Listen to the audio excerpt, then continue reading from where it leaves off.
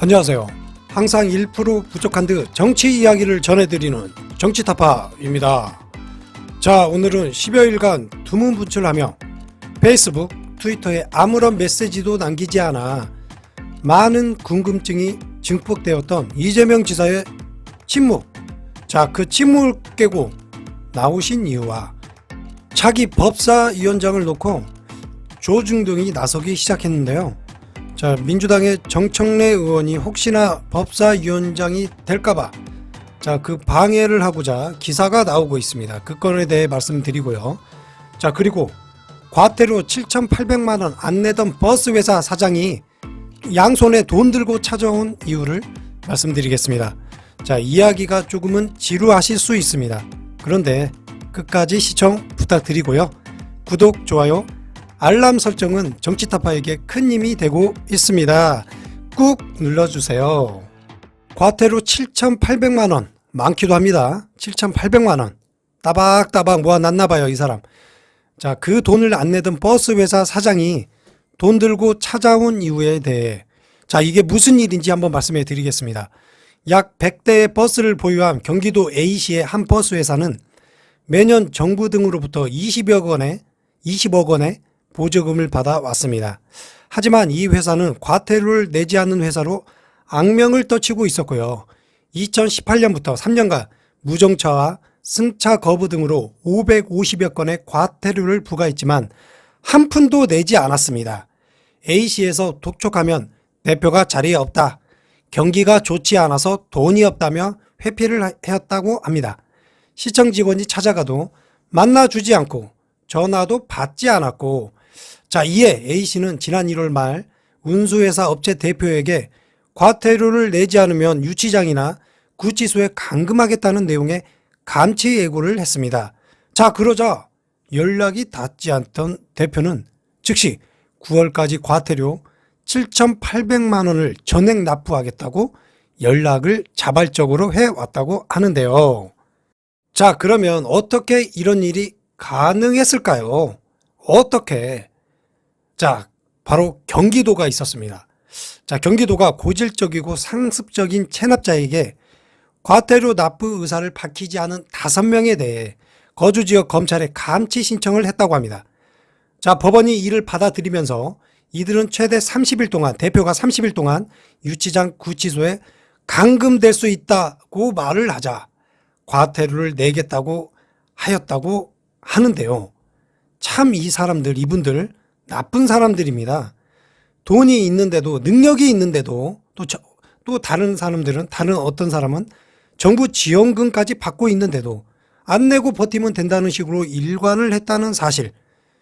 자, 그 사실만으로도 이 사람들은 처벌을 받아야 할 것 같은데요. 자, 역시입니다. 실행력 하나는 믿고 맡길 수 있는, 믿고 맡기고 쓸 수 있는 경기도 아닙니까? 자, 이런 모습이 진정한 리더의 선행적인 리더십이 아닌지 싶습니다. 그리고 이재명 지사의 10여일간 SNS 침묵은 많은 이에게 궁금증을 유발하고 있었습니다.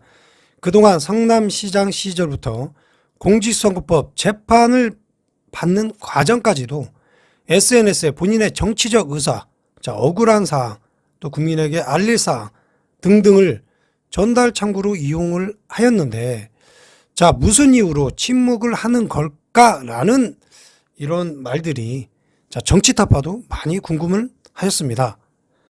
자, 그 침묵을 깬 첫 번째 페이스북 메시지는 정치는 실용적 민생개혁의 실천이어야 합니다 라는 제목의 글이었습니다. 실용적 민생개혁. 요즘 이런 민생개혁을 외치는 분이 또 있으신 것 같은데요. 자, 이원익 선생은 조선시대 최고의 개혁인 대동법에 초석을 놓았다. 백성이 오직 국가의 근본이고 그 밖의 일들은 전부 군더더기의 일뿐이라며 민생 문제의 해결을 정치의 첫 번째 임무로 강조를 했습니다. 그런 그가 있었기에 대동법은 숙종 때 이르러 전국에서 꽃을 피웠다고 조선시대 문신 왕평 이원익을 언급하며 결국 정치는 더 나은 세상을 실천적으로 만들어가는 과정이라고 믿는다고 했습니다. 그래서 정치에선 작든 크든 민생에 도움되는 실질적 개혁을 실천하고 있는지 일상적이고 깊은 성찰이 필요하다. 민생개혁 목소리의 크기만큼 실제 국민의 삶이 개선됐는지 국민들이 의문을 제기하며 책임을 묻는 지점도 바로 그것이라고 강조했습니다. 국민의 삶의 질을 개선하여 먹고 사는 문제를 해결하는 가장 기본적인 그런 걸 말씀하신 것 같은데요. 더 나은 질서와 더 나은 세상을 만드는 게 정치이고 정치는 정책으로 구현되는 것이라며 기존 정책에서 이익을 얻던 이들의 변화에 대한 반발과 저항은 당연한 일이라고 말했습니다. 설득과 타협은 하되 국민이 원하고 해야 될 옳은 일은 관철하라고 부여한 권한을 철저히 행사해야 한다. 더 효율적인 개혁일수록 저항은 그만큼 큰 법이고 반발이 적은 작은 개혁도 많이 모이면 개벽에 이를 수 있다.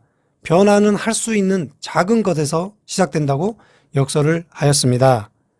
그러면서 경기도에서 시행하는 보호종로 아동 지원, 배달 노동자 산재보험료 지원, 아파트 경비 노동자 휴게시설 개선, 여성 청소년 생리용품 보편 지급 등의 정책을 거론하면서 작은 것부터 바꿔보자는 노력의 일부라고 하며 비록 세상을 바꾸기엔 작은 시도일지라도 당사자들에겐 절실한 민생 문제라며 앞으로도 할 수 있는 작은 변화를 꾸준히 만들어내는 것에 집중하겠다. 민생을 해결하는 정치의 효율성에 대한 신뢰를 되찾을 수 있다면 벽이 아무리 높다 해도 포기하지 않겠다고 밝혔습니다. 자, 태산이 높다 하되 하늘 아래 메이로다. 오르고 또 오르며 못 오를 일 없건만은 사람이 제한이 오르고 매만 높다 하여라. 갑자기 제가 이런 구절이 생각이 나서 말씀을 드렸습니다. 그러면서 마지막으로 지금 해야 할 일은 낮은 자세로 주권자를 두려워하며 국민의 삶을 개선하기 위해 작든 크든 실용적 민생개혁 실천에 끊임없이 매진하는 것이라고 했습니다. 자, 실용적 민생개혁 실천. 자, 실천을 하겠다는 거겠죠. 자, 여기까지 말씀하셨고요. 그리고 오늘자 중앙일보 등 수구 언론 등에서 더불어민주당 정청래 의원이 법사위원장이 만든 걸 많이들 싫어하는 눈치인 것 같은데요. 차기 법사위원장의 친문 강성 정청래 의원이 거론되는 것과 관련해 윤호중 원내대표가 정 의원 카드를 제외하는 쪽으로 가닥을 잡은 것으로 알려졌다라고 기사를 내보내고 있습니다. 자, 그러자 정청래 의원은 본인의 페이스북에 OEM 주문자 상표 생산 방식 OEM이 통할 때도 있었지만 조선의 바람대로 되지 않을 것으로 믿는다. 민주당이 국민의힘이나 보수 언론에 휘둘리는 나약한 당이 아니다. 내 뜻은 이미 원내 지도부에 전달한 바 있다라고 말하며 특유의 문법으로 유트 있는 메시지를 전달하고 팩트 있게 조던 등을 날라버린 것 같습니다. 어찌 되었든 법사위원장은 강한 실천, 실행력, 국민의 삶을 개선하는 강한 실천력이 있는 분이 위원장을 했으면 좋겠습니다. 자, 그리고 마지막으로 이재명 지사님의 청소 경비 등 취약 노동자 휴게시설 개선 정책 토론회에 참석하시고 나오면서 발언한 영상이 있는데요. 자, 그 영상 보고 마무리하겠습니다. 옳습니다. 이 나라의 주인은 국민들이고 정치는 국민들의 주권 의지를 대신하는 것이기 때문에 일체의 변명이 있을 수 없다라고 생각합니다. 저도 민주당 정권 그리고 문재인 정부의 일원이기 때문에 책임을 통감하고 앞으로는 더욱더 국민을 두려워하고 낮은 자세에서 우리 국민들의 삶을 개선하는 데 어떤 게 더 도움이 되는지를 치열하게 고민하겠습니다. 일상적 삶에서 멀리 떨어진 거대한 개혁 담론도 중요하지만 우리 국민들의 일상적인 삶을 개선하는 작은 실천적 개혁들, 민생개혁이 정말로 중요하다는 생각을 하고 우리 경기도 안에서라도 제가 맡은 역할을 최선을 다하겠다고 생각했습니다. 정말로 면목이 없습니다. 죄송합니다. 저는 우리 국민들께서 이 나라의 살림을 책임지고 있는 집권 여당에게 엄중한 경고와 동시에 국민이 무엇을 원하는지를 분명하게 표시하셨다고 생각합니다. 정치는 국민의 삶을 개선하는 것이 주된 역할입니다.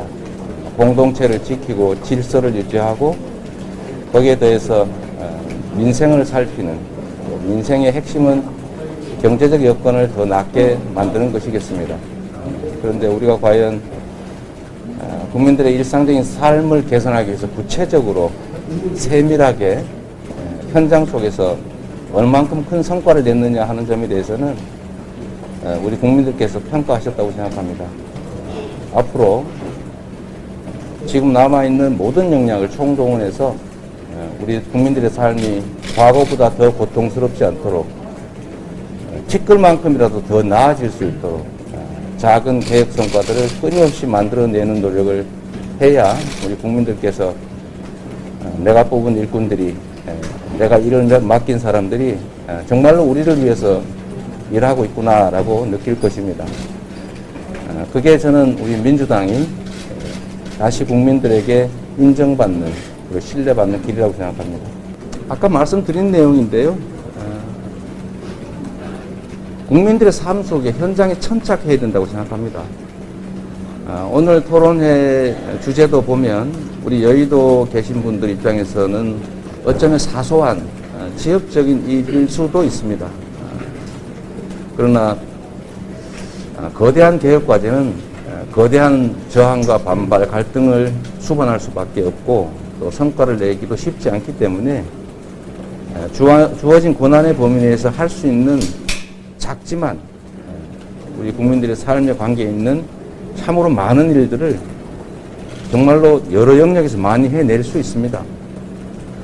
티끌모아 태산이라고 하는 게 저는 정당의, 정치의 매우 중요한 가치로 생각되어야 된다고 생각합니다. 너무 대의나 명분이나 거대 담론 매우 중요합니다. 그만큼 우리 국민들의 현장에서의 어쩌면 사소하게 보일 수도 있는 작은 일들의 성과를 만들어내는 것, 그것이야말로 티끌을 모아 태산이 되듯이 진짜 이 사회를 변화시키고 개혁하는 동력이다, 이렇게 생각합니다.